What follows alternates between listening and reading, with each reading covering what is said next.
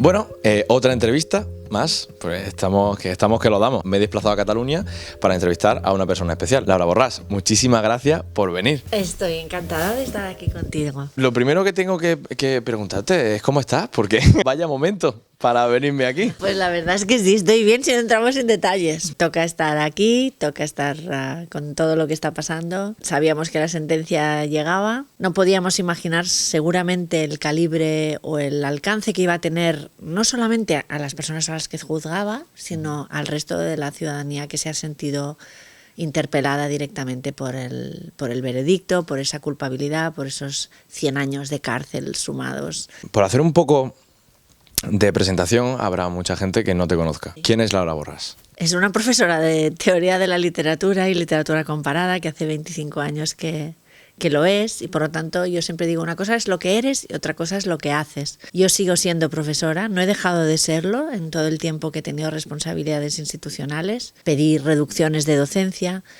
para poder seguir siendo profe, para poder seguir teniendo una toma de contacto con la realidad, con mis alumnos, evadirme de todo cuando estoy en clase y sigo siendo quien soy. Pero al mismo tiempo soy alguien que se sintió pues muy afectada por lo que ocurrió el 1 de octubre, que nunca hubiera imaginado que se hubieran vivido episodios como los que vivimos en aquel momento, y que después de la represión, con el 155, el exilio y la cárcel, cuando el presidente Puigdemont decide tratar de elaborar una lista lo más unitaria posible para concurrir a las elecciones, pues me pide que yo forme parte como alguien de la sociedad civil, como alguien que no milita en ningún partido. A día de hoy sigo sin militar en ningún partido, por tanto soy una voz independiente, pero al mismo tiempo comprometida con mi tiempo, con mi país, con lo que está ocurriendo, y por lo tanto tratando de poner al servicio de todo eso lo que yo pueda aportar.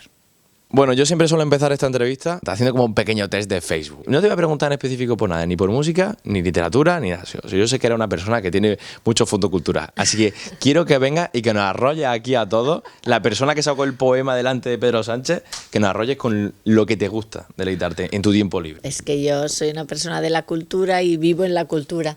Y por lo tanto, siempre me acompañan libros, tengo series en marcha, siempre que puedo pues acudo a museos, voy al teatro, al cine, por supuesto, y por lo tanto yo creo que esa es la manera más genuina de comprender, también de vivir lo que somos como seres humanos, porque eso es lo que nos conecta con la humanidad. Hay lecturas que son muy dependientes de un momento. Ahora, por ejemplo, estoy leyendo el Manual de Desobediencia Civil, pero siempre lo comparto con poesía, por ejemplo, y el último libro que llevo en el bolso es de un poeta mallorquín, se llama Hilari de Cara, cuyo título es El Misántrop. Los Clash son uno de mis grupos favoritos. Qué bien.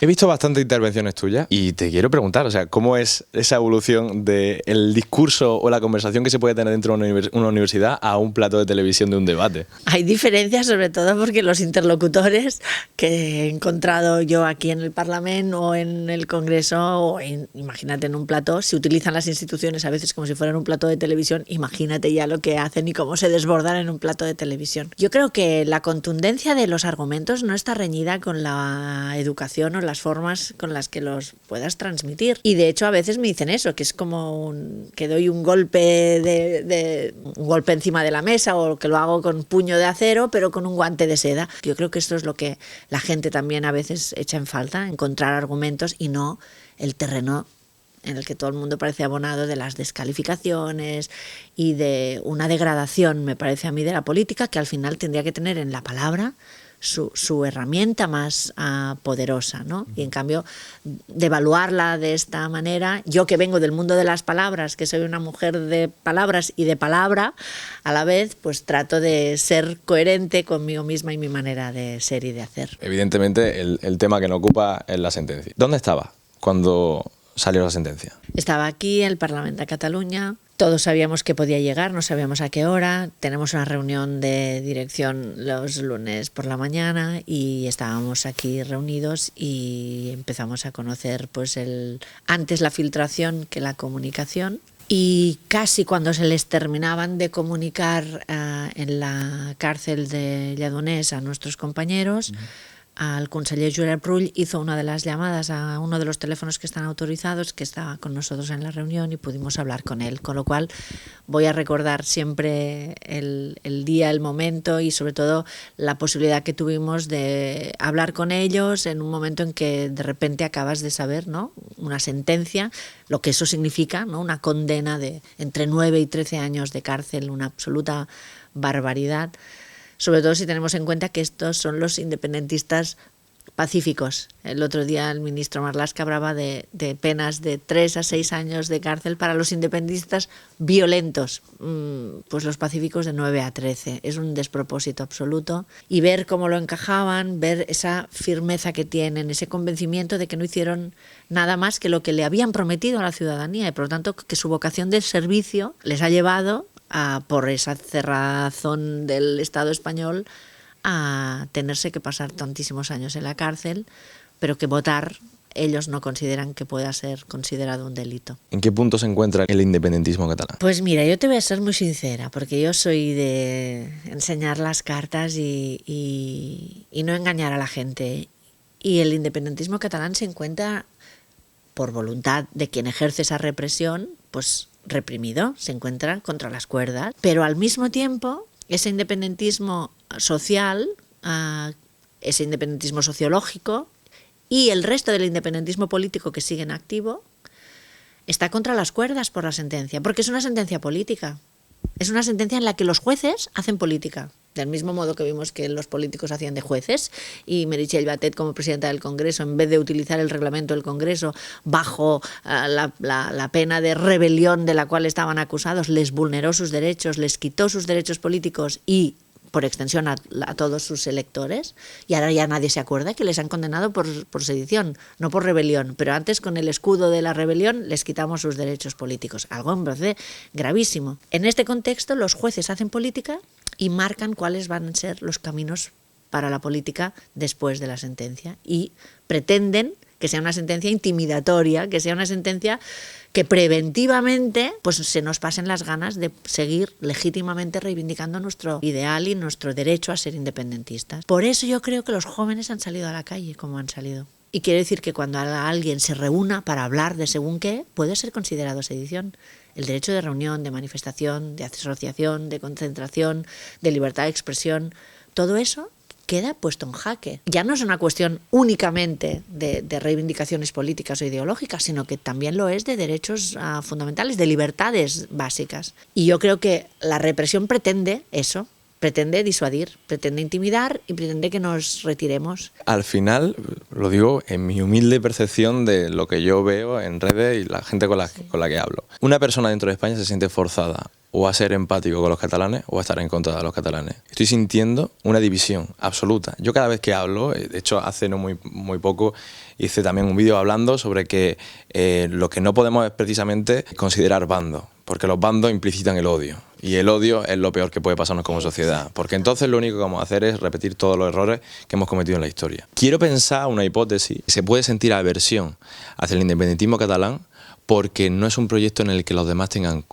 cabida. Y aquí te presento yo una pregunta. Si el motivo de emancipación del pueblo catalán hubiera sido pelear por una república federal en la que todos los intereses tanto de catalanes, andaluces, gallegos y valencianos o quien sea, ese punto y aparte de vamos a construir un proyecto de España en el que nos sentamos todos representados, si eso hubiera nacido en Cataluña, ¿crees que hubiera calado en la sociedad igual que el independentismo o no hubiera sido así? Fíjate lo que ha ocurrido en los últimos años. Es que la respuesta está en cómo el Estado español ha sabido o no ha sabido gestionar esa riqueza que tiene. Se llama plurinacional, pero no reconoce esa plurinacionalidad. Se llama plurilingüístico, pero no reconoce esa riqueza lingüística.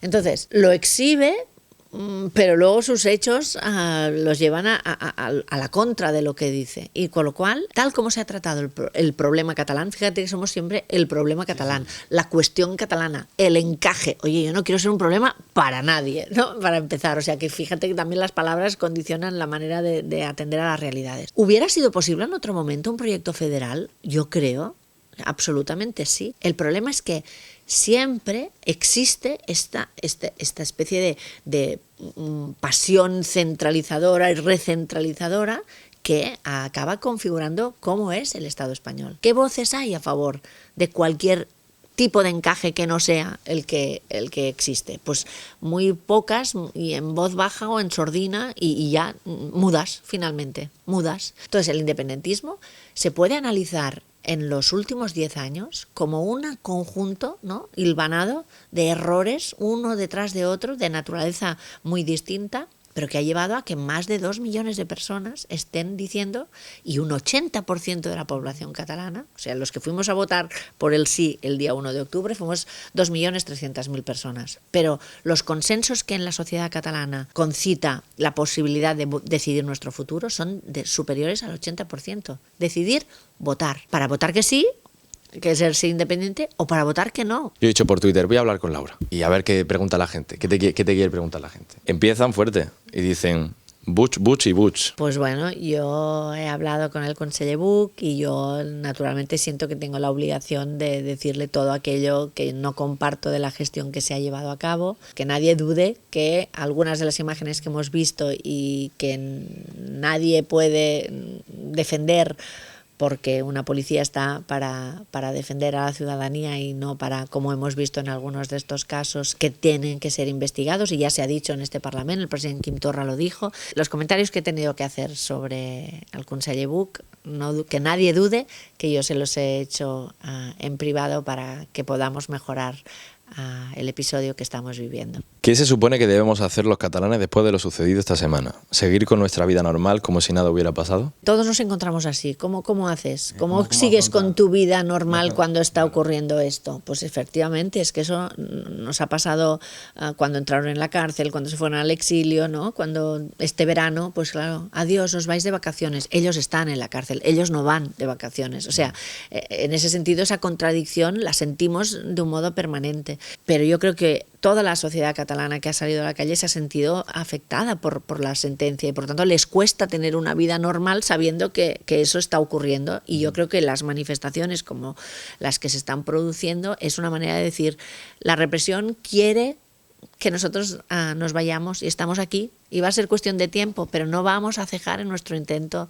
de querer ser quien somos y de defender libertades fundamentales para todos. Voy a hacer un paréntesis porque acabo de acordarme, cuando hice este último vídeo en Cataluña, había muchas voces que hablaban de que estaban cansados también de la acción política por parte de los políticos también independentistas. Y me acabo de acordar también de la pitada que le hicieron a Gabriel Rufián el otro día en Arc de Triomphe. ¿Consideráis que después de este proceso, de esta semana, habéis perdido fuerza como seguridad política? Yo a quien le pido responsabilidades es al ministro Marlaska, que tiene los cuerpos y fuerzas de seguridad del Estado en Cataluña, y que por lo tanto las imágenes que hemos visto, yo también he pedido explicaciones al ministro, faltaría más en el marco de la Diputación Permanente. Pero es normal que la gente exprese su frustración, porque yo he visto más determinación en la calle que en los partidos políticos. Y eso tiene que ser una llamada de alerta para quienes estamos ahora mismo en la política.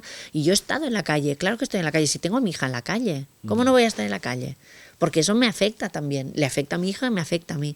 Por lo tanto, yo creo que en ese sentido debemos de aprender del ejemplo que nos han dado los jóvenes por un lado, pero masivamente la ciudadanía saliendo a la calle con determinación. Nosotros debemos de estar a su altura. ¿Por qué no se tira de la manta de los Pujol? Pero eso se lo tendrías que preguntar a quienes tienen responsabilidad con la familia Pujol o con los Pujol. Yo creo que hay mucha intoxicación con respecto a estos temas y muchas ganas de hacernos pagar a quienes no tenemos nada que ver con cosas que ya no son de este momento. Es decir, quien pueda pensar que yo tengo alguna cosa que ver con Convergència, o con Convergència i Unió o con los Pujol, significa que está faltando a la verdad. Es cómodo tener una etiqueta, es cómodo no salir de unas casillas, pero la realidad es incómoda, y por lo tanto yo le pido a la gente responsabilidad. Si Junts per Catalunya no es un partido político al uso, porque es una fuerza parlamentaria que tiene a independientes que no han militado nunca, a gente que viene del PSC, del Partido Socialista Catalán, a gente que viene de Iniciativa per Catalunya Verds, a gente que viene de Esquerra Republicana y a gente que viene del PDeCAT, que ya es un partido que se fundó con posterioridad a que se produjera la escisión entre Convergència i Unió. Yo creo que pretender continuar colocándonos a esa etiqueta será cómodo, pero no es real, no se ajusta a la realidad. Ya para terminar, la última pregunta es simplemente que me cuente por qué se debe de votar otra vez el 10 de noviembre. ¿Qué motivos tiene un ciudadano para votar el 10 de noviembre? Todos los motivos. Tiene el motivo básico de la ciudadanía, es que todo voto cuenta, que todo voto es necesario, que todo voto significa el ser capaz de aportar tu grano para construir algo o para modificar lo que existe y que no te representa. Yo en ese sentido es por eso que me presento, es por eso que le pido a la gente que me haga confianza, por una manera de hacer política que no es tradicional. Mucha gente habla de la nueva política, yo soy una política nueva y también trato de hacer las cosas de un modo distinto. Yo soy una persona que estaba el 1 de octubre en los colegios defendiendo los votos y ahora estoy defendiendo precisamente aquel espíritu desde la política institucional. Por todo eso espero merecer la confianza de personas que se sientan como yo. Pues muchísimas gracias, ha sido un placer enorme.